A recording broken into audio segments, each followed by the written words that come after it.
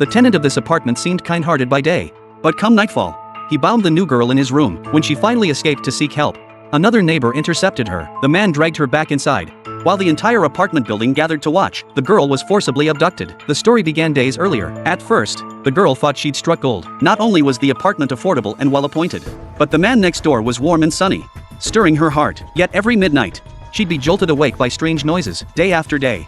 It nearly drove her to nervous exhaustion. That night she heard sounds in the kitchen again. She opened the door, only to find her cat stuffed inside the oven, roasted alive. Suddenly a figure attacked her, tying her to a chair. When the lights flashed on, Gina froze in horror. The man was none other than her daytime crush. Barely freeing herself from the ropes, she fled the room, only to encounter a neighbor. She screamed for help, but the woman grabbed her arm. The man caught up and stunned her with a stun baton. Neighbors emerged to watch. This had been a long-planned conspiracy. The manager said, "We're here to help you," and injected her with a sedative. When Gina awoke, her clothes had been replaced with prison garb. She was locked in a sealed room, with the windows sealed shut. The administrator brought the man inside, and ordered Gina to stand facing the wall. Gina refused, so the building manager brought in a one-eyed man, a man who'd lost an ear, and an eye, for resisting before. Gina had no choice but to submit, following the man's orders.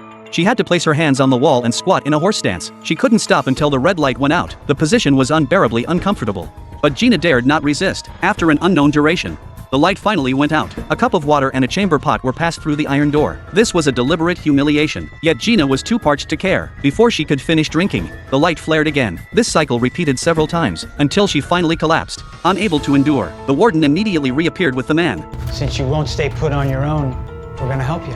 The man produced a nail, and drove it into the back of Gina's hand.